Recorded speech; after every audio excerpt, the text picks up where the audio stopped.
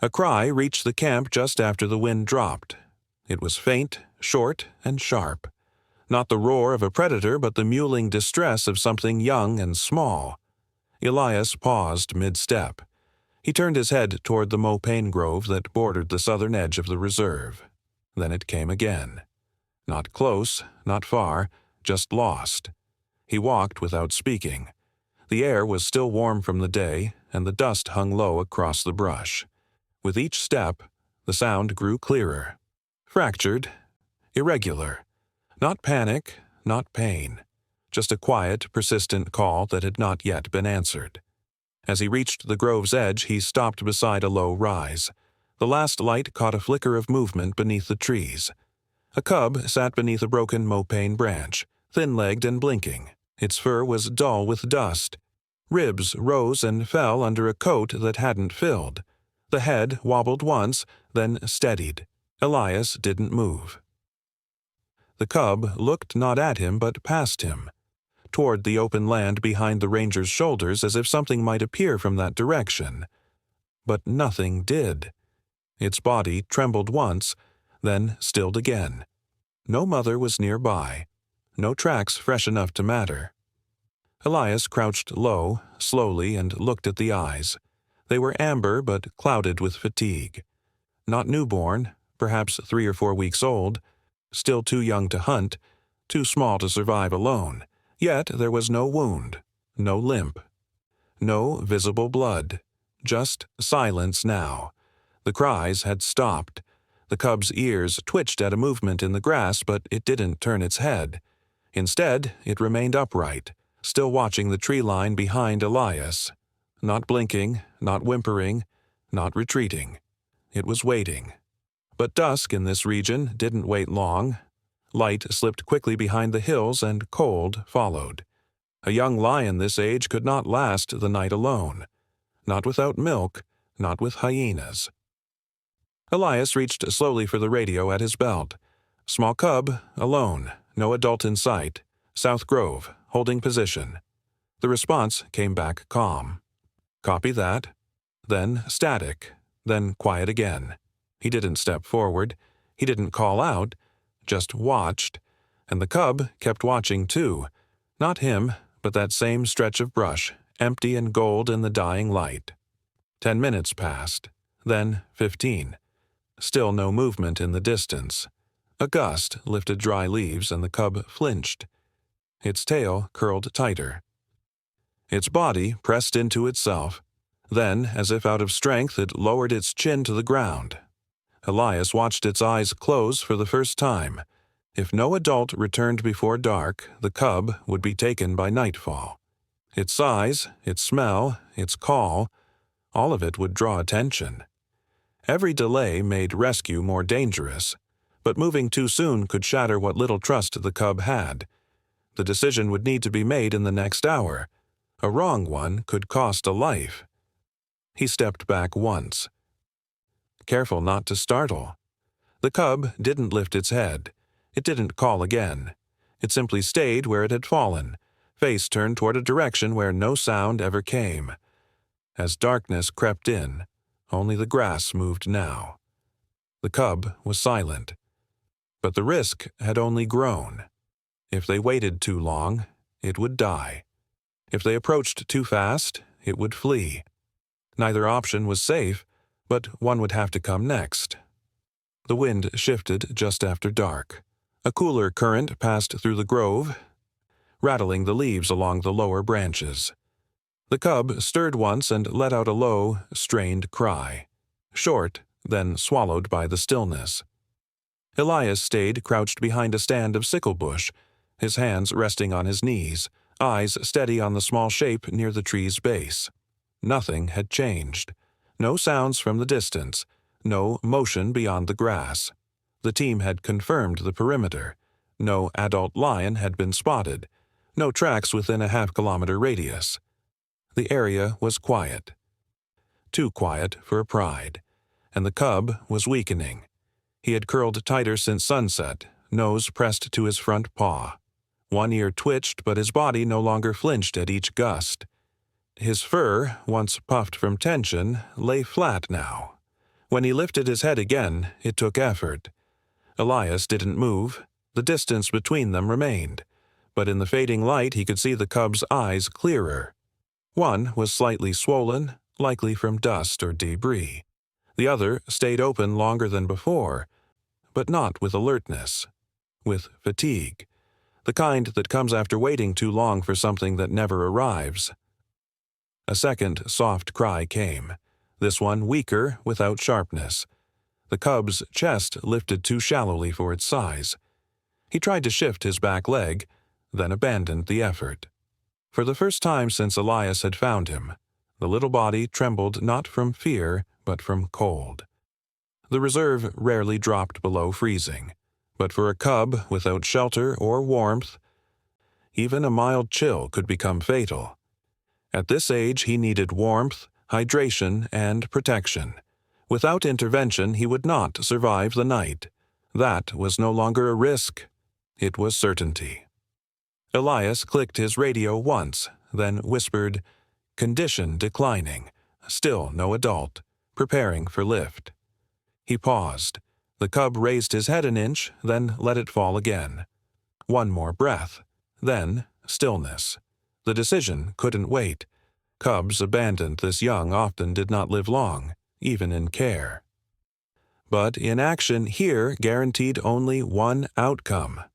If Elias moved too quickly, the cub could bolt into thicker brush, exposing himself to hyenas or jackals drawn by scent. If he waited another hour, the cub might not wake again. He rose slowly, stepping softly through the dry leaves. The cub didn't move. Not when Elias closed the gap, not when he knelt a meter away. Only when he reached out a gloved hand did the cub make a sound. Not a growl, not a cry. Just a faint moan, barely audible. Like a sigh broken in two. Elias laid the canvas wrap open beside him and reached beneath the cub with both arms. The body was lighter than expected. Bones moved beneath the fur. The cub's legs folded easily, not from trust, but exhaustion. One paw twitched once, then went limp. "It's all right now," Elias said, just above a whisper. The cub's head lay against his arm, breathing shallow but steady for now. Time mattered now. Each minute meant heat lost, energy drained. They needed fluids. Shelter. Monitoring. If a fever began, the chances dropped further. But for now, the cub had not been left behind. Not completely. Elias turned toward the outer trail, walking slowly, steadying the cub's head with one hand. A shadow passed over the grass behind them. Wind, not movement. Still, he glanced back once. The grove remained empty. No lion had followed. No figure stood at the edge of the trees. The cub made no sound as they moved away. He did not lift his head again. But he stayed in Elias's arms, quiet, small, and warm against the chill that had begun to settle across the earth. The first low rumble came from the east. Not thunder yet, just the kind of deep sky shift that changes the light without warning. Elias had already passed the dry ridge and entered the flat, open stretch of acacia plain, the cub wrapped tightly against his chest in the canvas sling. The cub did not stir. No resistance, no alertness, just a dull, motionless warmth under Elias's arm, ribs faintly moving, paws hanging limp. Ahead, the trail turned uneven. Small gullies from last month's rains carved shallow grooves along the ground. Elias adjusted his grip, careful not to let the cub's head roll. He moved slowly. Not for stealth now, but to avoid jarring a body already weakened by thirst and time. Every jolt could tax what little energy remained. Every delay risked temperature loss, dehydration, or shock. The wind picked up again, brushing grit across the exposed soil. The air smelled of ozone and far-off moisture.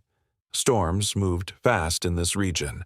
By the time clouds built enough to darken the sky, rain often followed within the hour. If they didn't reach the station before the downpour, conditions would turn harsh. Visibility would drop. The cub's core temperature could fall too low to stabilize. At 20 minutes in, Elias paused to adjust the wrap. The cub's head shifted slightly, nose pressing into his forearm. One paw twitched again, a reflex, not intention. His eyes remained shut. His body hadn't tensed since leaving the grove. That stillness now spoke louder than any cry. The small muscles along the jaw were slack. There was no saliva on the tongue. A bad sign. Elias whispered, "You're all right," as much for rhythm as comfort. The cub didn't react. A shadow crossed the plain. Clouds drawing across the last rays of sun. The temperature dropped further. In the distance, a flicker of white light blinked behind the hills, followed 5 seconds later by a clearer roll of thunder. Elias picked up his pace, his boots brushing through brittle grass, steps heavier now from more than effort. There was no margin left.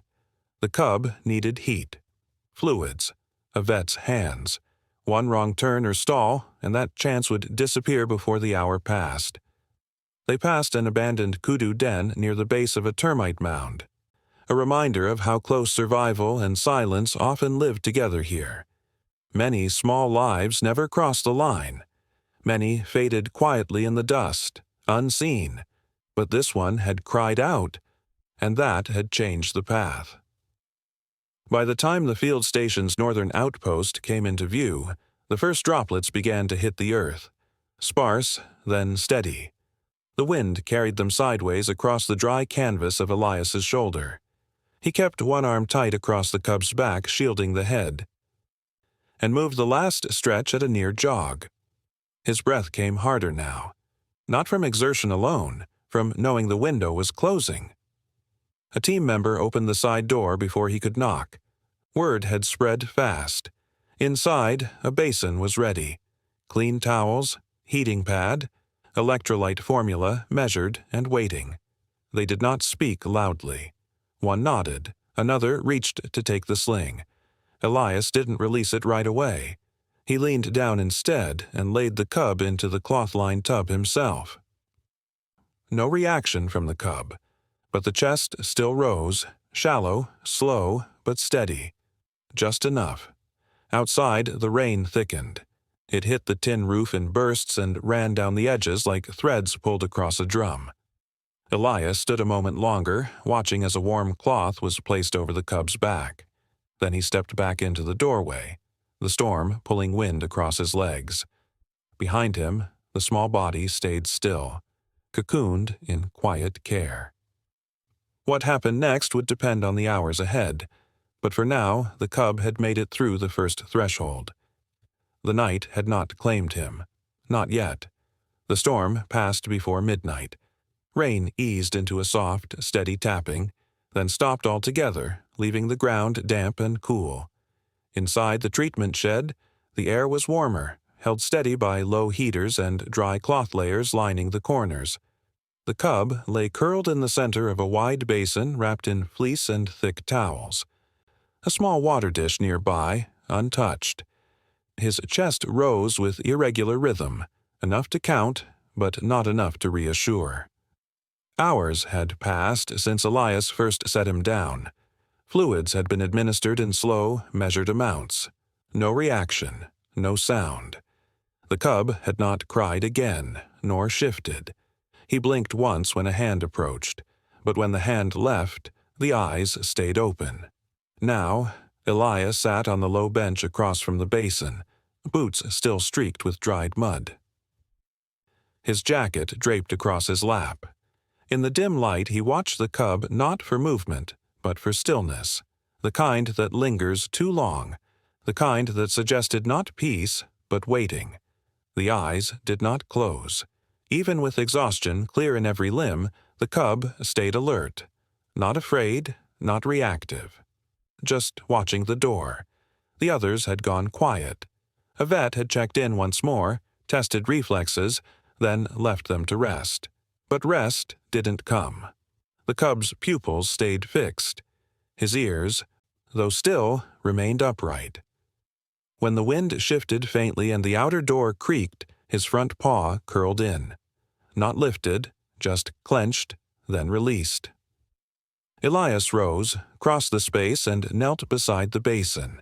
The cub's gaze shifted, barely. The body didn't flinch. As he reached forward to adjust the towel around the hind legs, the cub pressed the side of his face against the fabric. His nose touched the edge of Elias's coat, now placed along the basin's rim. A faint sound followed, not quite a breath, not quite a whimper, just air moving out with effort. There was no growl, no defensive posture, no attempt to hide or strike. The absence of resistance meant one thing. The energy was gone. But so was fear. What remained was a still presence. A small body not choosing to trust, but too tired to resist care.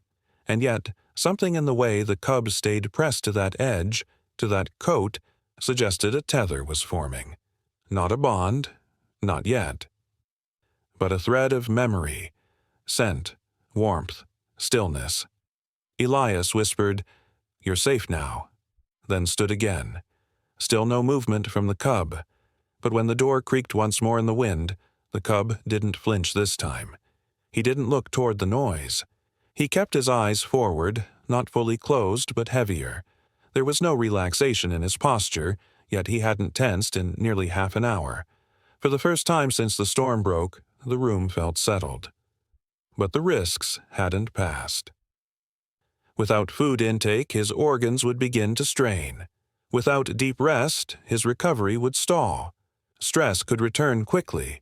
If fever set in, the margin for error would vanish again. Every hour still mattered. Every sign, subtle or not, had weight. Elias dimmed the overhead bulb slightly before stepping back toward the bench. The cub's eyes followed for a second, then drifted to the space just past the edge of the fleece. Still open, still alert. Outside, the trees held water in their branches. Now and then a drop would fall, hitting the ground with a sound too soft to echo. Somewhere in the distance, a nightjar called. Brief, low, steady. The room remained quiet. The cub didn't sleep, but he didn't cry either, and he didn't look to the door again. He just lay still, side pressed to the coat, breathing light and even. As if for now, the waiting had paused. By morning, the clouds had cleared but left behind a hush that clung to the trees. Damp earth held the night's rain in shallow depressions, and low mist settled across the lower shrubs, catching in the acacia thorns like threads of pale cloth. Inside the recovery room, the cub had shifted once during the night, a small motion, barely more than a stretch. His eyes had closed briefly just before dawn, not in sleep but in something close, enough to mark the hour. Outside, one of the early patrol rangers, Lindiwe, moved past the eastern fence line with quiet steps, checking tracks along the outer trail. She paused when she reached the bend near the dry runoff ditch. There, imprinted in a patch of softened clay, was a single paw mark, deep, wide, and fresh. Not rounded like a lioness, broader, more heavily pressed. She radioed the station. Large male, close, just one, still moist? Elias was already walking when the call came through. He met Lindiwe near the ditch and crouched beside the mark. The edges were intact, undisturbed by wind or overlapping steps. One print, a forward-facing stride. No sign of panic, no backward drag or side movement. It hadn't been passing through. It had stood there. They followed the trail, spacing their steps carefully to preserve the signs. The tracks led toward the thicket that bordered the northern brush wall, the direction of the original grove, but not quite. It curved slightly toward the camp's perimeter, stopped near a low rise of grass, then vanished into dense bush.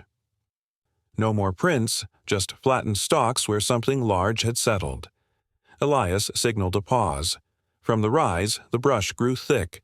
Mopane, camelthorn, and wild raisin interwove here, creating a pocket of dense cover just beyond sightlines. No movement showed in the leaves. No sound broke the quiet, but birds avoided that section. Their morning calls skipping over it in the pattern only silence explains. He stepped closer, slowly, watching the rhythm of the branches. In the space between shadows there was shape, not clear, not shifting, just a presence. It did not advance. It did not recede. Something was waiting, not watching. The stillness carried weight.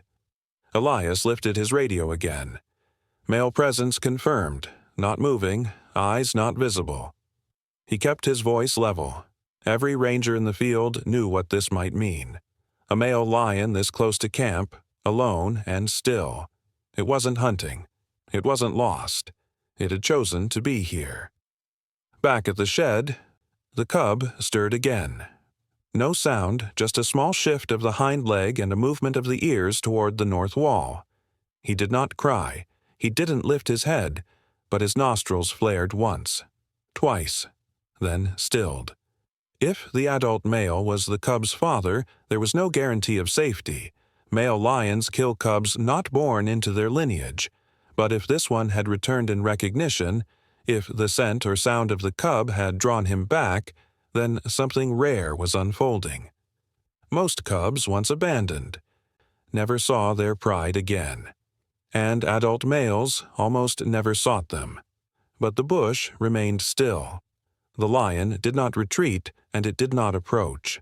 For now, that meant low risk, but the line between curiosity and confrontation could shift with one wrong sound.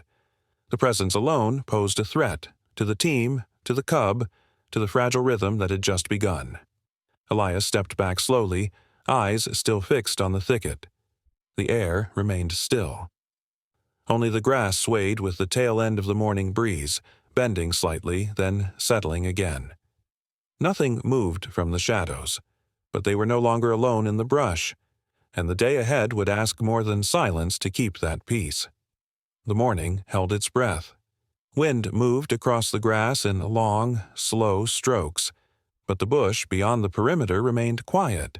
Rangers took turns watching the brush line where the prints had stopped. No new tracks appeared. No motion broke the wall of green. Still, no one stepped beyond the gate. Not until the sound came again. It was soft, thinner than it had been that first night, but clear.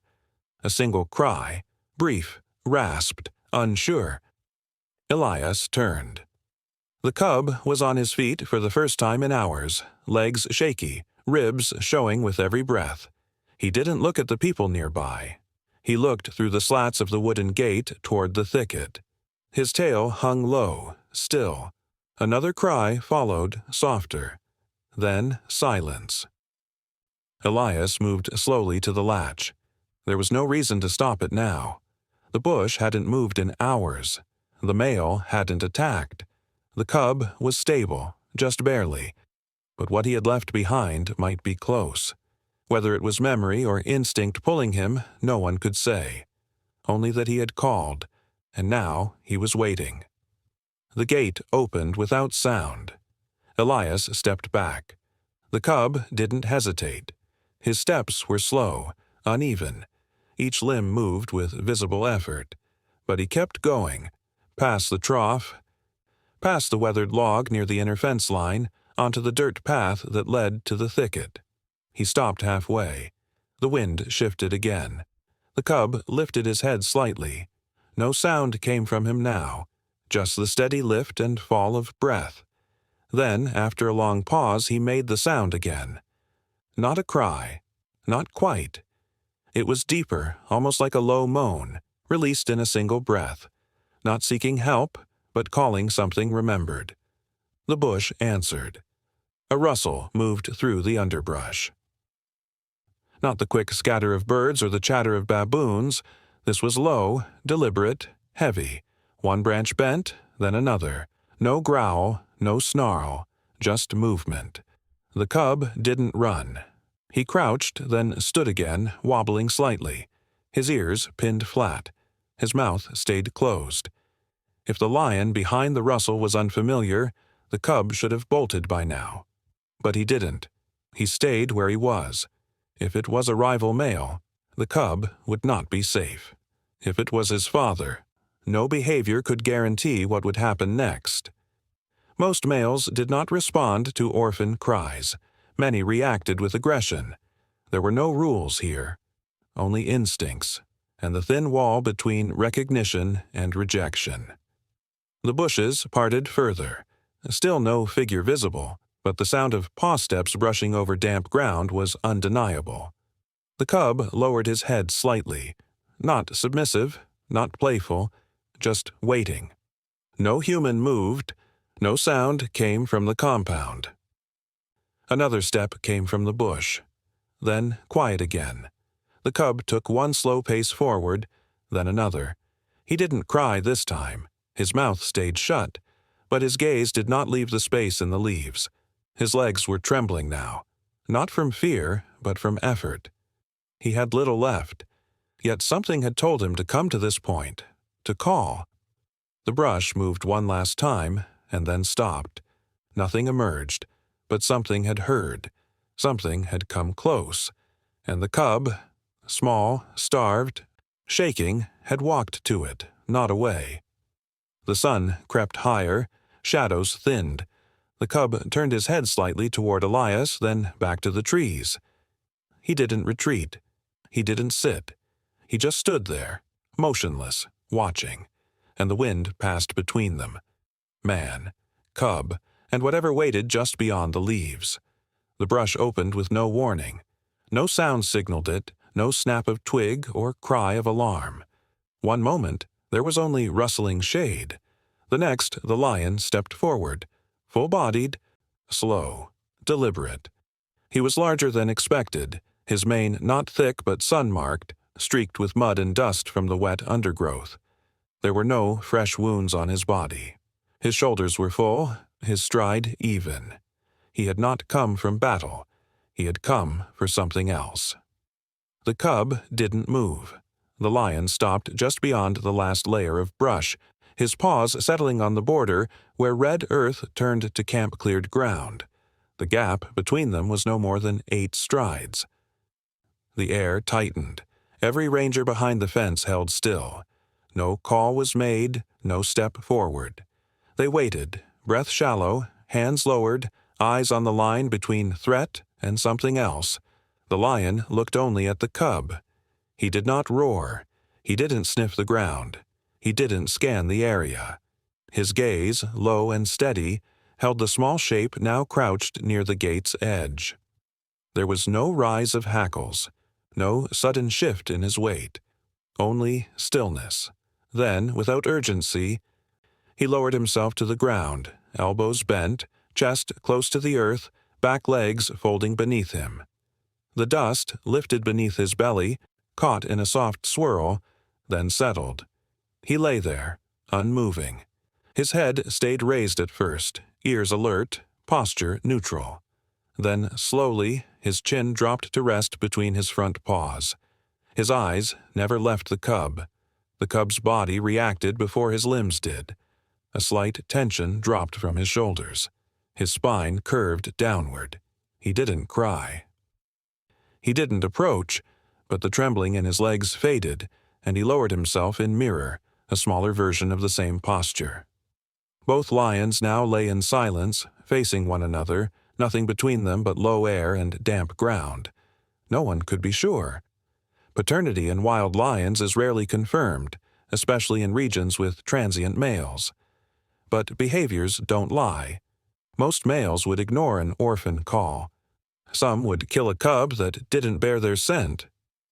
But this one had come. This one had stopped. Elias moved quietly to the outer gate, keeping his profile low. He spoke once to the cub, voice soft, barely above breath. "You're all right. You can stay." The cub shifted his eyes but didn't move his body. His tail twitched once. The lion blinked slowly in return. They stayed like that for minutes, maybe more. Neither approached, neither fled. The brush behind the adult remained open, as if it, too, were waiting. The sky overhead had cleared fully now, and the late sun cast long shadows across the open earth between them. Flies buzzed low but did not land. The wind had paused again. The risk was still real. If the lion changed his mind, if hunger or instinct overrode whatever thread held him still, the cub would have no chance to run. But something in the posture said otherwise. Not ownership, not dominance, just presence. And in that moment, that was enough. The lion did not rise. He did not leave. He just lay there, patient, as if the next move was not his to make. Behind the compound, grass bowed gently in the breeze, swaying in slow rhythm as shadows stretched across the quiet earth. The sun slipped lower, turning the dirt between them gold. The light had turned softer now, grazing the tops of the grass with a pale shimmer. Shadows stretched long and thin between the cub and the lion, painting the earth in quiet lines. Neither had moved in some time. The air stayed still, and even the birds seemed to hold their notes longer, as if something just beyond explanation was beginning to shift. The cub stood first. It wasn't sudden. No alert snap to his limbs, no surge of strength. He rose carefully, one paw bracing before the next, and took a breath that quivered through his thin ribs. His head lowered, eyes locked to the shape lying ahead. The male lion still stretched across the red dust, unmoved. For a second, the cub paused, unsure. Then, as if nudged by something older than fear, he stepped forward. The space between them closed slowly. 5 strides, then 4. Each footfall left an imprint too shallow to hold. At 3 strides, the cub stopped again. The lion blinked once. His head remained low, ears forward, tail still. No signal to approach, no sign to retreat. Then the cub made the final move. He walked the last steps with quiet urgency and pressed the side of his head gently into the lion's front paw. Not forcefully. Not in play, just contact, skin to fur. A gesture not of need, but of recognition. The lion didn't lift his head, but his paw curled faintly, claws sheathed. And then, without sound, he leaned down and licked the cub once across the shoulder. Then again, slower. Elias didn't move. He stood just inside the fence, breath caught beneath his ribs.